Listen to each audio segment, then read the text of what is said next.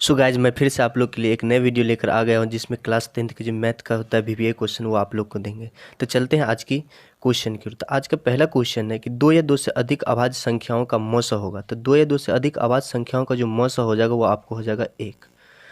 चलते हैं आज की दूसरी क्वेश्चन की ओर। दूसरी क्वेश्चन कह रहा है कि दो परिमेय संख्याओं के बीच कितनी परिमेय संख्याएं हो सकती है। दो परिमेय संख्याओं के बीच कितनी परिमेय संख्या हो सकती है। तो दो परिमेय संख्याओं के बीच जो आपको परिमेय संख्या होंगे वो आपको हो जाएंगे अनंत। कितने हो जाएंगे? अनंत।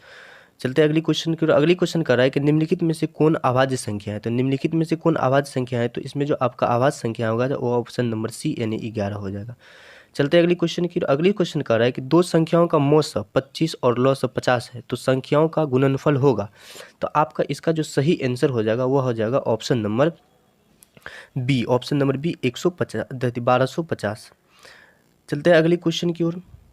अगली क्वेश्चन कहता है कि यदि अल्फा बीटा बहुपद एक्स स्क्वायर -3x + 5 के शून्यक है तब अल्फा बटा बीटा प्लस बीटा बटा अल्फा बराबर होगा।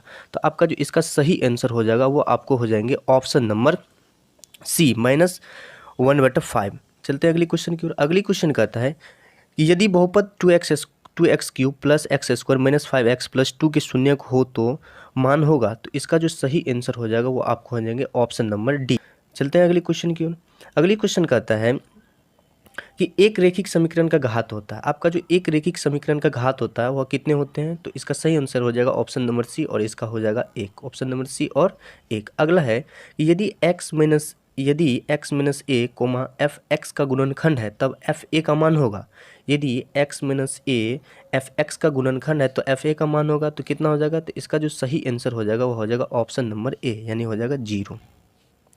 चलते हैं अगली क्वेश्चन की ओर। अगला कड़ा है कि के की किस मान के लिए समीकरण x + 2y = 7 तथा 2x + ky = 14 संपाती होगा। तो किस मान के लिए संपाती हो जाएगा? तो आपका ऑप्शन नंबर हो जाएगा ऑप्शन नंबर सी। कितना के लिए? तो हो जाएगा 4 के लिए। अगला क्वेश्चन है के किस मान के लिए निम्न समीकरण युग्म का कोई हल नहीं होगा। तो आपको कह रहा है कि ये समीकरण दिया गया समीकरण है x + 2y = 5 तथा 3x + ky + 15 = 0। तो किस मान के लिए युग्म जो है हल नहीं होगा, कोई हल नहीं होगा। तो आपका इसका जो सही आंसर हो जाएगा वो हो जाएगा ऑप्शन नंबर बी। इनमें से कोई नहीं है। इनमें से क्या है? इसमें कोई नहीं है। अगला क्वेश्चन है कि यदि समीकरण युग्म 2x + 3y = 7 तथा a + b × x + 2a - b × y = 21 के लिए अनंत हल हो तो आपको क्या हो जाएगा इसमें से आंसर? अगर a बराबर कितना होगा और b बराबर कितना होगा। इसमें जो हो जाएगा आपको a बराबर और b बराबर, a बराबर 5 और b बराबर 1। तो इसमें सही ऑप्शन जो ऑप्शन नंबर ए है, आपको a बराबर 5 और b बराबर 1। चलते हैं अगली क्वेश्चन। अगला क्वेश्चन कह रहा है कि p के किस मान के लिए समीकरण युग्म का कोई हल नहीं है। p के किस मान के लिए समीकरण युग्म का कोई हल नहीं है। तो आपको समीकरण दिया है 5x + py + 7 = 0 तथा x + 2y - 3 = 0। तो इसका जो सही आंसर हो जाएगा आप लोग बताइए क्या होगा। तो इसका सही आंसर हो जाएगा आप लोग को ऑप्शन नंबर डी यानी 10। चलते हैं अगली क्वेश्चन की ओर। अगली क्वेश्चन कहता है कि द्विघात बहुपद x² - 2x + 1 का शून्यक होगा। तो आपको दिया ऑप्शन नंबर ए में -1 और 1 और ऑप्शन बी में 2 और ऑप्शन सी में -2 और -2, ऑप्शन डी में -1 और -1। इसका जो सही आंसर हो जाएगा ऑप्शन नंबर हो जाएगा ए। चलते हैं अगली क्वेश्चन की ओर। अगला क्वेश्चन कहता है कि यदि अल्फा तथा बीटा द्विघात समीकरण के मूल x² + x - 2 = 0 हो तो 1/α + 1/बीटा का मान क्या हो जाएगा। तो इसका जो आपको सही आंसर हो जाएगा वो आपको हो जाएगा ऑप्शन नंबर ए यानी 1/2। चलते हैं अगली क्वेश्चन की ओर। अगली क्वेश्चन कर रहा है कि यदि द्विघात समीकरण cx² - bx + a = 0 के विवेचक शून्य है तो समान मूल बीटा का मान होगा। तो इसका जो सही आंसर हो जाएगा वो हो जाएगा ऑप्शन नंबर डी a/c। चलते हैं अगली क्वेश्चन की ओर। कह रहा है कि क्या श्रेणी 5, 11, 17, 23 ... का कोई पद 301 हो सकता है। इसका जो सही आंसर हो जाएगा वो आपको हो जाएंगे ऑप्शन नंबर ए हो सकता है। चलते हैं अगली क्वेश्चन की ओर। अगला कह रहा है कि दो अंकों वाली कितनी संख्या 3 से विभाज्य है। तो दो अंक की कितनी संख्या 3 से विभाज्य है। तो आपका जो सही आंसर इसका हो जाएंगे ऑप्शन नंबर आपको हो जाएंगे सी यानी 30 ऐसी संख्या जो 3 से विभाज्य। दो अंक की 30 ऐसी संख्या जो 3 से विभाज्य है। चलते हैं अगली क्वेश्चन की ओर। 19 नंबर क्वेश्चन कह रहा है यदि AP का सामान्य पद 3n + 5 है तो इसका सार्व अंतर कितना होगा। तो इसका जो सार्व अंतर हो जाएगा वह हो जाएगा आपको ऑप्शन नंबर सी आपको 3 हो जाएगा। और अगला क्वेश्चन है श्रेणी 0.6 और 1.7 और 2.8 कोमा 3.9 डॉट डॉट डॉट का सार्वंतर होगा, तो इसका जो सार्वंतर हो जाएगा वो हो जाएगा ऑप्शन नंबर सी 0.1। चलते हैं अगले क्वेश्चन की ओर। अगला कह रहा है कि सभी वर्ग होते हैं, तो आपका जितने भी वर्ग होते हैं वह वर्ग क्या होते हैं, समरूप होते हैं। क्या होते हैं, समरूप होते हैं। चलते अगले क्वेश्चन की ओर। अगला कह रहा है कि सभी समबाहु त्रिभुज होते हैं, जितने भी समबाहु त्रिभुज होते हैं वह कैसे होते हैं, तो वह आपको होते हैं समरूप होते हैं। किसी त्रिभुज में दो कोण का योग तीसरे कोण के बराबर है, तो यदि दो कोणों का अंतर 30 डिग्री हो तब त्रिभुज के कोण होंगे। तो आपको इसमें कह रहा है कि किसी भी त्रिभुज में क्या है, दो कोण का योग तीसरे कोण के बराबर है, तो वह दोनों कोणों का अंतर 30 डिग्री है, तब त्रिभुज का कितना कोण होगा। तो इसका जो सही आंसर हो जाएगा वो आपको हो जाएंगे ए, यानी 30 डिग्री होंगे, 60 डिग्री होंगे, 90 डिग्री होंगे। तो अगला चलते हैं। बिंदु P बराबर दिया है -2 8 और बिंदु Q बराबर दिया है -6 और -4 को मिलाने वाली रेखा के मध्य बिंदु होंगे, तो इसका जो मध्य बिंदु हो जाएंगे वो आपको कितने हो जाएंगे, वो आपको हो जाएंगे ऑप्शन नंबर बी -4 से 2। तो सो गाइस, मैं चैनल को अभी तक सब्सक्राइब नहीं किए हैं तो प्लीज़ कर लीजिए सब्सक्राइब और साइड में बेल आइकन को भी दबा दीजिए।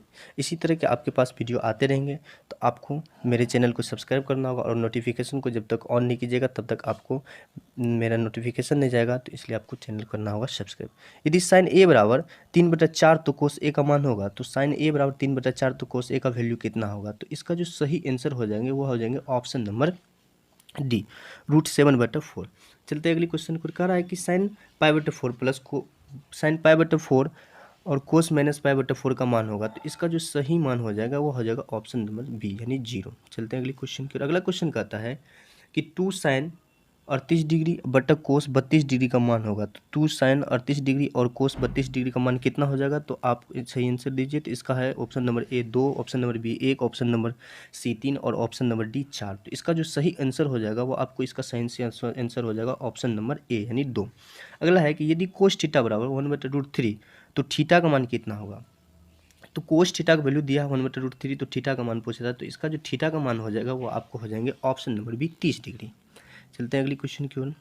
यदि किसी ऊर्ध्वाधर खंभे की ऊंचाई किसी क्षण उसकी छाया के बराबर हो जाए तो सूर्य का उन्नयन कोण क्या होगा।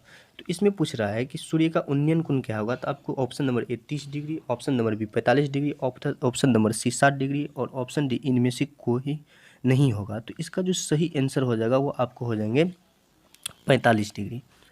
अगली क्वेश्चन चलते हैं।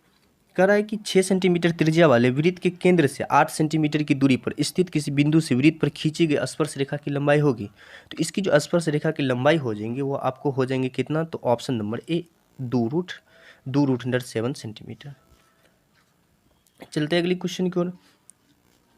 कह रहा है कि यदि एक अर्धवृत्त की परिमाप 36 सेंटीमीटर हो तो इसकी त्रिज्या होगी, तो एक अर्धवृत्त के जो परिमाप है वह 36 सेंटीमीटर है, तो इसकी त्रिज्या कितना होगा। तो इसका जो त्रिज्या हो जाएगा वो आपको ऑप्शन नंबर इनमें से कोई नहीं है। चलते अगली क्वेश्चन। कहता है कि निम्न में से कौन वृत्त के क्षेत्रफल का सूत्र है, तो वृत्त का जो क्षेत्रफल का सूत्र होता है वो आपको हो जाते हैं ऑप्शन नंबर सी πr²। चलते अगली क्वेश्चन की। अगला कह रहा है कि आर त्रिज्या वाले अर्धवृत्त की परिमिति होती है, तो आर त्रिज्या वाले अर्धवृत्त की जो परिमिति होते हैं वह कितनी होते हैं, तो आपको हो जाएंगे ऑप्शन नंबर डी। चलते अगला क्वेश्चन। यदि एक वृत्त के परिमाप और क्षेत्रफल संख्यात्मक रूप से बराबर है तो वृत्त की त्रिज्या होगी, तो वृत्त की जो त्रिज्या हो जाएंगे वो आपको हो जाएंगे 2 मात्र।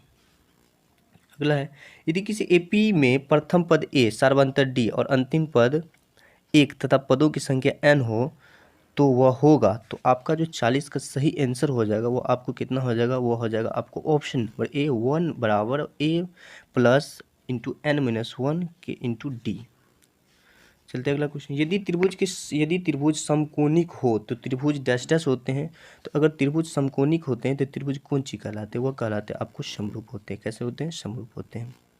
अगला क्वेश्चन है कि सूत्र से बहुलक की गणना करने के लिए वर्गों की लंबाई होनी चाहिए, तो सूत्र से बहुलक की गणना करने के लिए वर्गों की जो लंबाई होना चाहिए वो आपको कैसा होना चाहिए, तो वो एक समान होना चाहिए, यानी समान होना चाहिए।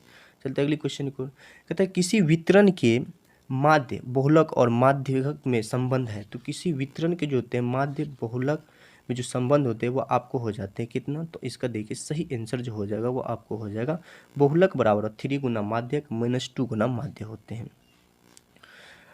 44वां क्वेश्चन है कि वर्ग अंतराल a माइनस बी का वर्ग चिन्ह होगा, तो वर्ग अंतराल a माइनस बी का जो वर्ग चिन्ह होगा वो आपको क्या हो जाएगा, तो इसका सही आंसर है कि आपको a प्लस बी बटा 2 हो जाएगा। चलते अगले क्वेश्चन को। कह रहा है कि प्रथम तीन प्राकृतिक संख्याओं का माध्य निम्नलिखित में से कौन है, तो प्रथम तीन प्राकृतिक संख्याओं का जो माध्य होगा वो आपको इनमें से कौन है, तो इनमें से इसका जो सही आंसर वो हो जाएगा 6/3। चलते हैं अगले क्वेश्चन है कि बंटन 1 2 3 डॉट डॉट डॉट एन के माध्य है, तो इसका जो सही उत्तर हो जाएगा वो आपको हो जाएगा ऑप्शन नंबर सी n+1/2।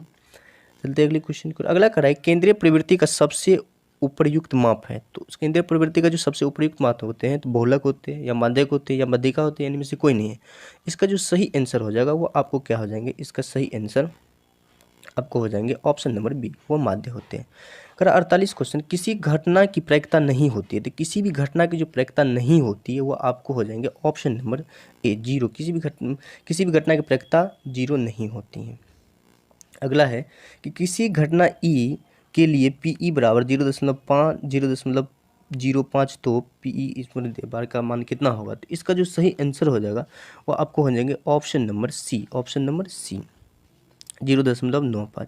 चलते अगली क्वेश्चन। अगला क्वेश्चन कह रहा है कि किसी घटना की प्रायिकता नहीं होती है, तो किसी घटना की जो प्रायिकता नहीं होती है वह कितना नहीं हो सकती, तो ऑप्शन नंबर आपको सी दिया है -। तो फ्रेंड्स, आपको अगर ये वीडियो अच्छा लगा हो तो प्लीज़ मेरे लाइक कर दीजिए और कमेंट कीजिए, और बहुत अच्छा लगा हो तो शेयर कीजिए। आप अभी तक मेरे चैनल को सब्सक्राइब नहीं किए हैं तो प्लीज़ मेरे चैनल को सब्सक्राइब कर लीजिए और साइड में दिए हुए बेल आइकन को प्रेस कर लीजिए, ताकि फ्यूचर में जब भी मैं कोई भी वीडियो अपलोड करूँ तो उसका नोटिफिकेशन आपको सबसे पहले मिले।